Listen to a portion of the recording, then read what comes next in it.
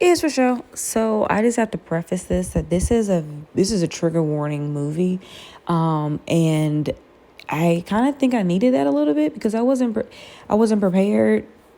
Kind of what was really what they were going to uncover.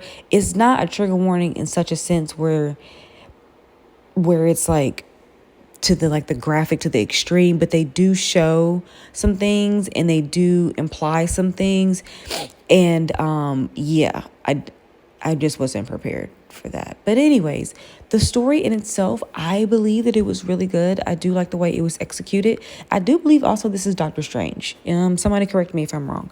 But yeah, so just long story short, the guy in the photo, Doctor Strange, I guess, he's an alcoholic dad who works on a TV show that he created, and his son ends up going missing. And so he goes on a bender, and the son is like, trying to connect with the dad before he goes missing, tries to connect with dad. Dad wasn't listening. The guy, the monster in the back, is kind of like the dad's alter ego, but like, I don't want to say alter ego because I don't think that's the word.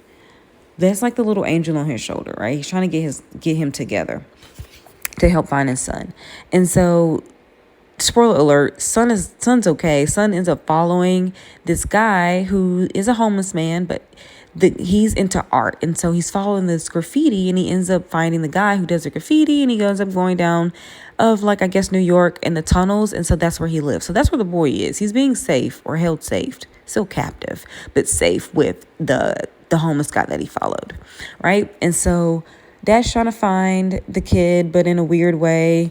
Mom's, trying to pay the ransom because he does call and he's like, pay me. But that's because like his crackhead, heroin head girlfriend or whatever is like, we need to get the money. We need to get the kid. Like, we need to figure this out. Meanwhile, she's playing him with another guy who sells. He is terrible. So this is like the trigger warning. He's a terrible guy. He's running children, and the lady who's the fiend, she's trying to get the little kid to give to him, the missing son, to give to him, the runner, to get some drugs and to pay off her debt or whatever. And so the guy that's the homeless guy who's keeping him, he told the mom, no police. So this is kind of like interjecting, but the police are in the story now. So the police is also was in charge of finding another case or another boy, and he couldn't find him. All this ties together because the club where the children were running, that's where the other missing boy who is black, race is important in this, where he was at the club, and that's unfortunately where he was unalived by the police force on which the cop that's in charge of the case, where he works for and works with, like his boss was involved, his colleagues were involved. So he's uncovering all of this. And so then the little white boy, that's important. Yes, race is important in this. He turns up or whatever.